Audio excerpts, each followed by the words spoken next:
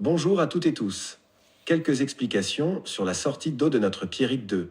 Au sujet du dématage, comme vous le savez ou pas d'ailleurs, nous avons subi un ouragan de catégorie 1 en novembre 2023 sur le Finistère Nord avec des vents atteignant les 204 km/h sur l'île de Bads. Notre anémomètre a enregistré 97 NDS, soit 180 km/h.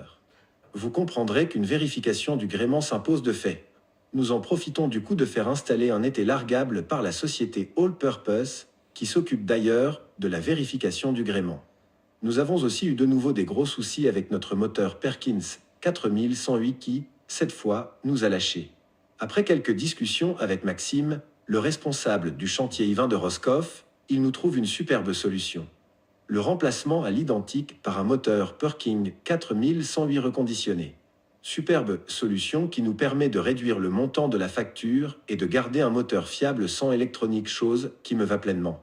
Pour le reste, nous en avons profité pour changement de divers passe-coques, stratification des passe-coques du deuxième toilette qui sera transformé en un local technique, démontage des hublots du carré et du pic avant pour un changement complet, démontage des reprises de cadène pour les vérifier et leur faire une nouvelle étanchéité. Installation d'une nouvelle sonde Airmar DST 810, car notre DST 800 montre depuis un an là aussi des signes de faiblesse. Installation de projecteurs sur les premières barres de flèche. Démontage de la tête de mat suite à un souci électrique avec notre feu de navigation qui fait également feu de mouillage. Mise en peinture fluo orange du haut du mat, au vu de notre programme, ça nous rassure bien. Supprimer le maximum d'anciens vaigrages, un enfer par du liège de 6 mm collé à l'APU. Démontage du meuble de salle de bain pour mise en peinture. Mise en peinture des équipés de notre cabine et du carré. Fabrication d'un nouveau plafond, plus opérationnel. Changement des stores occultants du carré. Changement de la totalité des éclairages par des LED.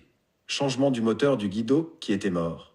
Confection avec Stéphane des platines de 2 nouveaux winches en 48 et mise en place par l'équipage. La fabrication de notre cadène était largable par Michel et mise en place par moi-même. La grosse difficulté, en dehors du planning très chargé, a été les jours fériés du mois de mai que je n'avais clairement pas suffisamment anticipé au niveau des commandes de matériel.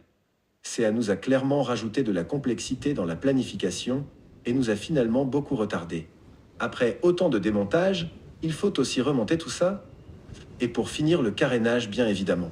Diverses choses encore que vous découvrirez au fur et à mesure de nos vidéos.